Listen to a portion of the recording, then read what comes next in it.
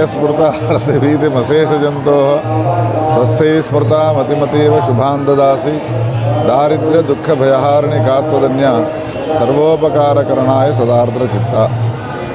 ఆ భగవతి రాజరాజేశ్వరి దుర్గాభవానీ యొక్క ఉపాసన, దుర్గాభవానీ సంబంధమైనటువంటి స్తోత్రాలను పఠించడము, ఆ దుర్గాభవానీకి సంబంధించినటువంటి స్వరూపాన్ని దర్శించడం అనేటువంటి ఏవైతే ఉన్నాయో ఇవన్నీ కూడా పాప పరిహారాలే.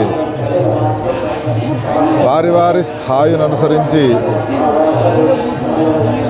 ఈ చెప్పినటువంటి సాధనాలను ఆశ్రయించినట్టయితే అన్ని పాపాల నుండి విముక్తిని పొందుతారు. మనకు వ్యాస భగవానుడు చెప్పిన మాట ఏమిటి అనంటే, ఒక మానవ జన్మ ఎత్తినటువంటి జీవుడు సుఖాన్ని ఆనందాన్ని పొందాలి అనంటే ఆ సుఖము ఆనందము పొందికకు ప్రతిబంధకాలు కొన్ని ఉన్నాయి. ఆ ప్రతిబంధకాలు ఏవి అంటే మానవులు ఆచరించేటువంటి పాపాలు.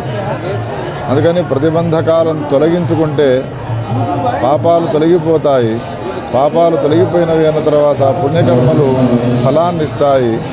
తద్వారా మానవులు ఆనందాన్ని సుఖాన్ని పొందుతారు అనేటువంటిది వ్యవస్థ. ఇప్పుడు పాపాలను తొలగించుకోవాలి అంటే ఏం చేయాలి? అనేక సాధనా మార్గాలు ఉన్నాయి.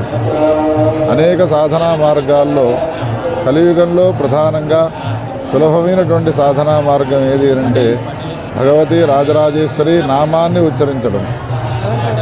అపరాధ శతం కృత్వా జగదంబేతి యోచ్చరేతు యాంగతిం సమవాప్నోతి నతాం బ్రహ్మాదేశ్వరాహ అని ఒక పురాణంలో వ్యాసుడు చెప్తాడు. అమ్మవారి సమీపానికి వెళ్ళి జగదంబ అని 4 అక్షరాలతో కూడుకున్నటువంటి మంత్రాన్ని ఉచ్చరిస్తే వానికి ఏ ఫలం వస్తుందో అది ఇంద్రాది దేవతలకు కూడా రాదు అని అంటారు.